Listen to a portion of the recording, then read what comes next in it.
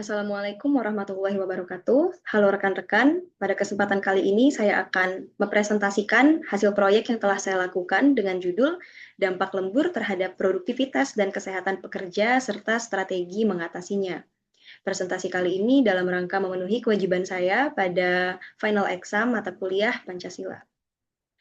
Izinkan saya memperkenalkan diri, saya Berry Deanova dengan NIM 270246986 dari kelas D8DA Teknik Industri BINUS University. Berikutnya ini adalah konten pada presentasi kali ini, ada introduction, kemudian ada latar belakang, ada rumusan masalah, selanjutnya ada hasil temuan di lapangan, kemudian ada solusi, dan yang berikutnya terakhir ada refleksi pribadi. Berikut ini adalah latar belakang. Di era kerja modern, praktik kerja lembur semakin umum terjadi di berbagai sektor industri, baik karena tuntutan bisnis maupun dinamika lingkungan kerja. Banyak pekerja harus bekerja di luar jam kerja normal untuk memenuhi target perusahaan, meningkatkan produksi, atau menyelesaikan tugas yang belum terselesaikan. Penelitian menunjukkan bahwa jam kerja yang berlebihan justru malah berdampak negatif terhadap kesejahteraan pekerja serta menurunkan produktivitas dalam jangka yang panjang. Menurut BINUS University dalam lecture note Character Building Pancasila, kesejahteraan fisik dan mental merupakan nilai dasar dalam kehidupan bermasyarakat dan bernegara.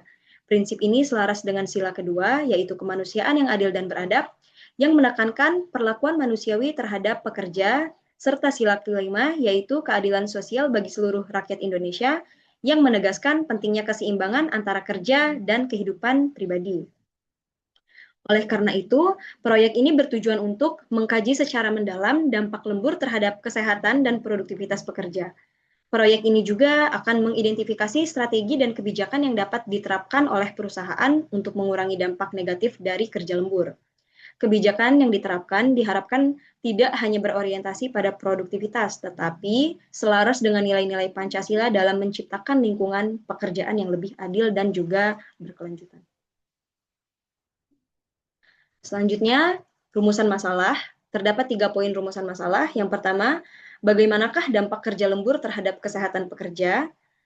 Yang kedua, bagaimana dampak stres akibat lembur terhadap produktivitas pekerja? Dan yang ketiga, strategi apa yang dapat diterapkan untuk mengurangi dampak negatif lembur terhadap kesehatan pekerja?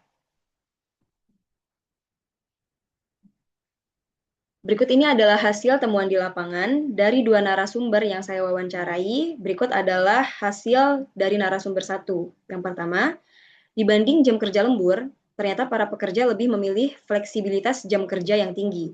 Kemudian yang berikutnya, pekerjaan lembur biasanya dilakukan untuk mendukung proses operasional di perusahaan. Yang ketiga, work-life balance sangat penting untuk tetap menjaga fokus dan menghasilkan suatu pekerjaan yang baik. Dan yang terakhir, berdasarkan keterangan, lembur dapat meningkatkan produktivitas. Tetapi, jika dalam frekuensi yang berlebihan, dapat menimbulkan permasalahan terutama pada masalah kesehatan. Kemudian dari narasumber 2, terdapat beberapa poin temuan di lapangan. Yang pertama, kompensasi yang diterima pekerja sudah sesuai dengan peraturan dan hukum yang berlaku. Kemudian yang kedua, pekerjaan lembur biasanya dilakukan atas keputusan pribadi para pekerja.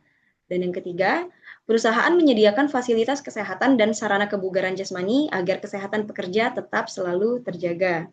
Kemudian yang poin terakhir, untuk meningkatkan efisiensi kerja dan mengurangi beban kerja karyawan, maka perusahaan membagi workload dengan bijak kepada masing-masing para pekerja. Berikut ini adalah solusi dari rumusan masalah yang telah dipaparkan sebelumnya. Ada 3 poin. Yang pertama, lembur dapat meningkatkan produktivitas, namun jika dalam frekuensi yang berlebih, maka dapat menimbulkan permasalahan terutama pada masalah kesehatan. Solusinya, atur jam kerja dan prioritas pekerjaan dengan sebijak mungkin. Dan sangat baik untuk kita dapat mengetahui batas kemampuan tubuh masing-masing dalam bekerja.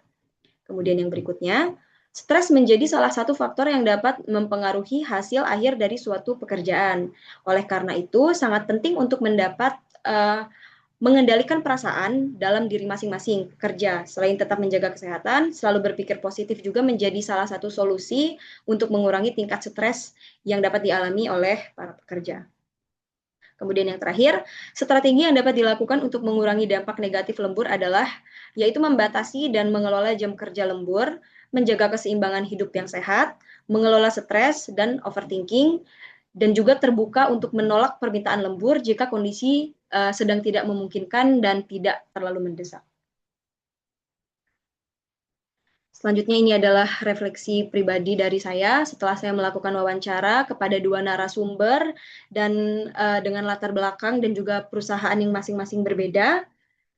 Berikut adalah rangkumannya. Melalui dua refleksi diri ini dilakukan setelah wawancara, saya memperoleh banyak pembelajaran baru mengenai dunia kerja, khususnya terkait kebijakan lembur dan dampaknya terhadap pekerja.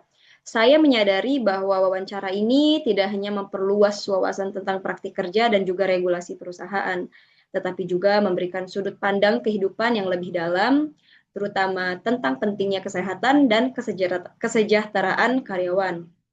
Terdapat beberapa pandangan antara generasi, di mana generasi Z cenderung lebih memilih fleksibilitas kerja yang tinggi untuk menjaga keseimbangan hidup agar tetap sehat. Sementara pekerja yang lebih senior, terutama laki-laki sebagai kepala keluarga, mereka lebih memilih jam kerja tambahan demi kestabilan finansial. Meskipun lembur berdampak pada kesehatan, perusahaan tetap berupaya menjaga kesehatan karyawan melalui kebijakan yang sesuai dengan aturan dan fasilitas pendukung yang diberikan seperti layanan kesehatan serta sarana dan prasarana olahraga. Dari pengalaman ini, saya belajar untuk memahami dinamika kerja dari berbagai perspektif dan menyadari pentingnya keseimbangan antara tuntutan pekerjaan dan kualitas hidup pekerja yang lebih layak. Mungkin sekian dan terima kasih atas waktunya. Semoga presentasi kali ini dapat menambah wawasan dan juga ilmu baru untuk kita semua, terutama untuk saya. Saya akhiri. Wassalamualaikum warahmatullahi wabarakatuh.